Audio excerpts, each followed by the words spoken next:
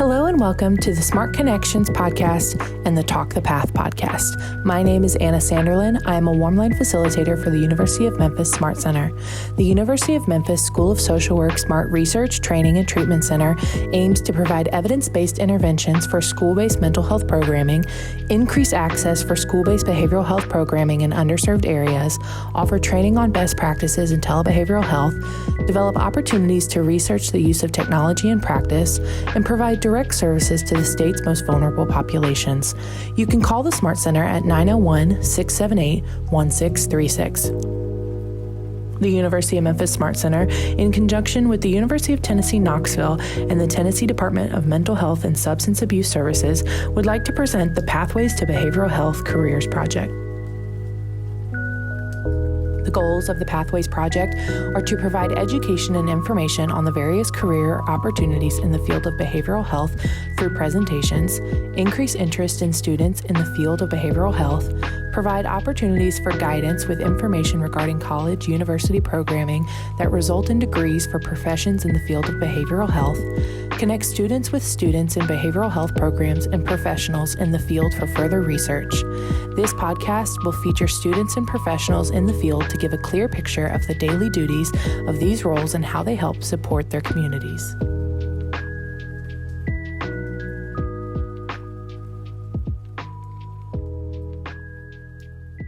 My name is Samantha Brown. Everybody calls me Sam and pretty much knows me as Sam.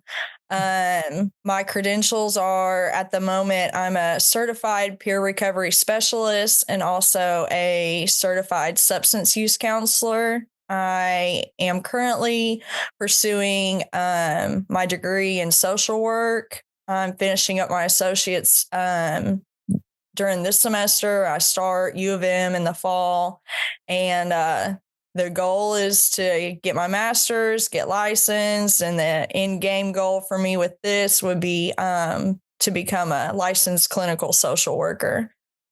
Hey, welcome aboard. I too am a student at the University of Memphis. I have worked in the department for a number of years, so you are in great hands. We are happy to have you aboard, and I know you're going to soar. Yes. So, how does it feel going back into the classroom? Did you have a bit of a gap? I know I had a significant gap of about 10 years.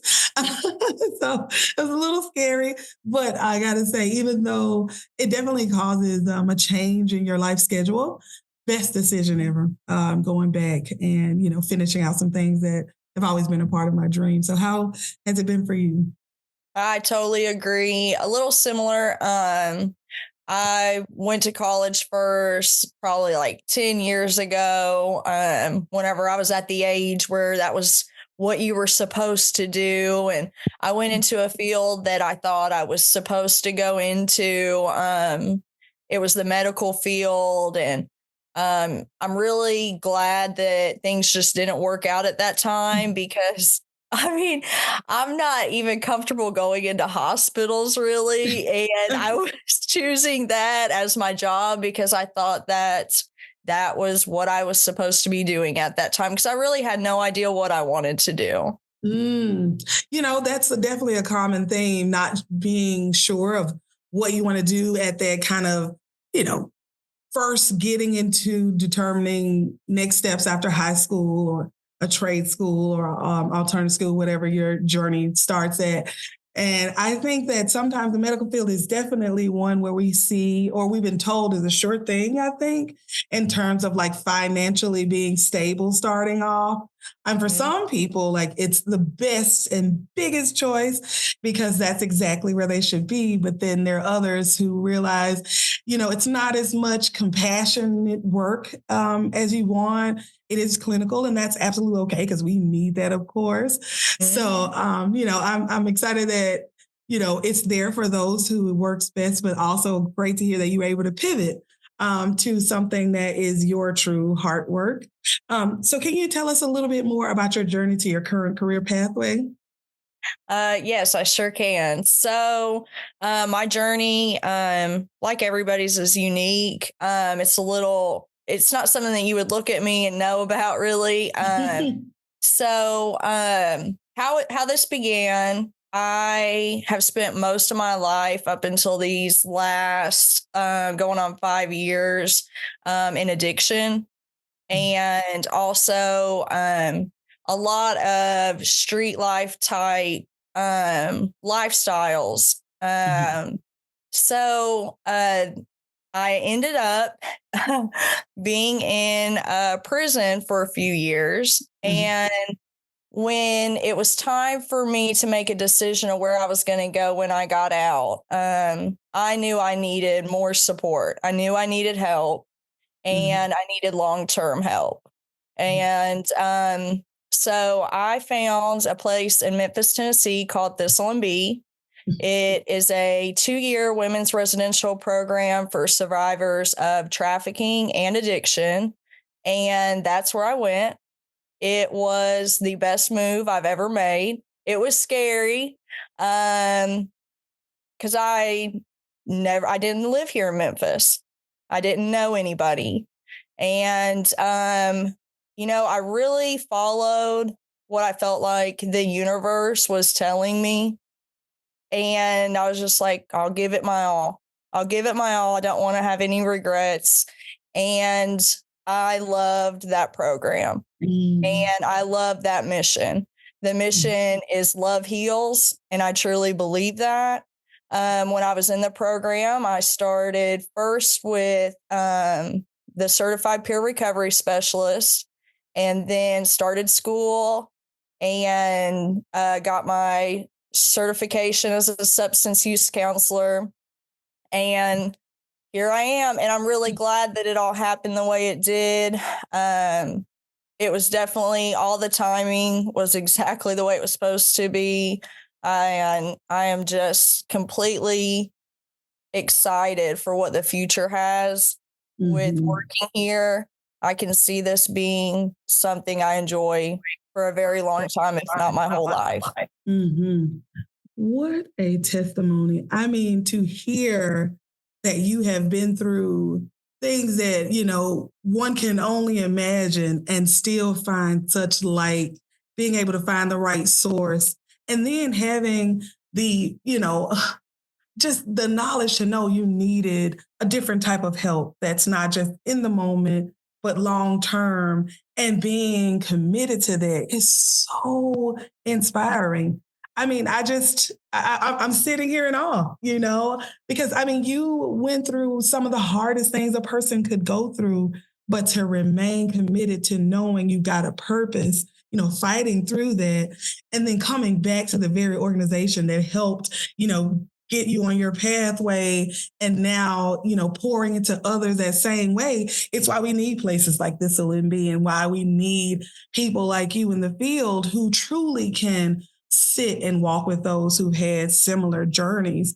Because it's very hard, in our society to still see yourself as valuable and worthy when something like that's happened. Unfortunately, there's so many things that tell you, you can never be this. You should not even want to be this, right? Yeah. Because you somehow experience a hardship of that nature, whether it was your fault or the system's fault. Because there are things that happen to people that are no fault of their own. And there are things that happen to us because we never were supplied the right sources or the right connections, or just, family dynamics weren't there. And so to be told that, hey, because these things happen, you shouldn't really, try to do anything else with yourself, is a message that a lot of people get and they internalize.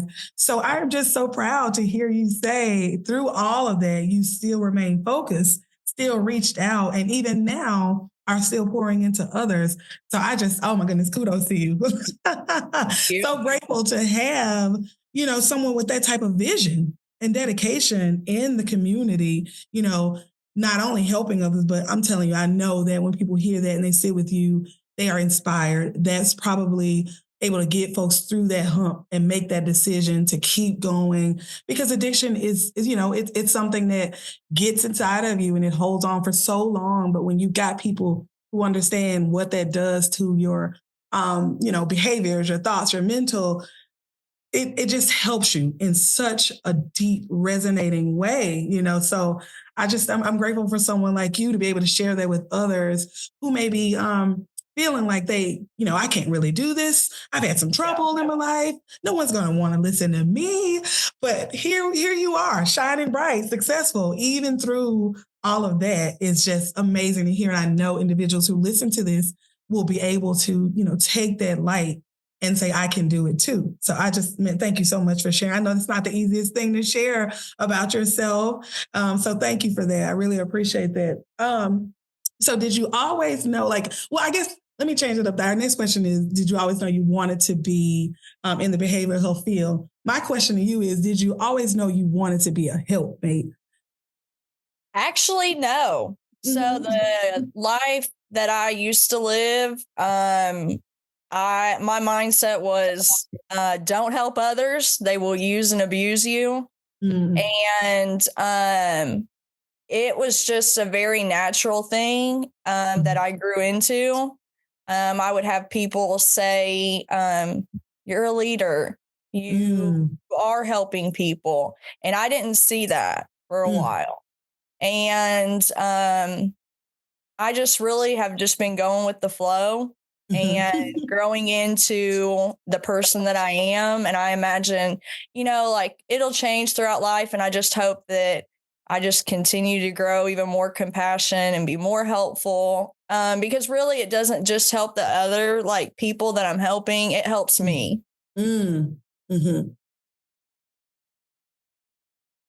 So even in times where you were in environments where things were really rough and it was one person for themselves, people still saw in you that this is someone that's willing to help, that's willing to engage, even then.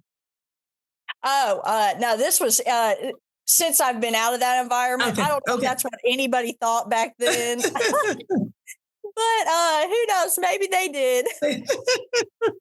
But yes, afterwards you were able to, shine through in that way. Great. And of course it did, because there were people who were saying, I see the light in you and I see the way that, you're able to offer assistance. So it was definitely able to shine through. If you could go back in time, would you have taken a different pathway? Why or why not? I don't think I'd really change much about anything that's happened. I truly feel like this is the first time in my life where I feel like I'm doing what my purpose is. This is what it's supposed to be. And really, whatever is presented, I'm going to give it my all. And I'm going to be open to it. And that's what really led me here, just being open.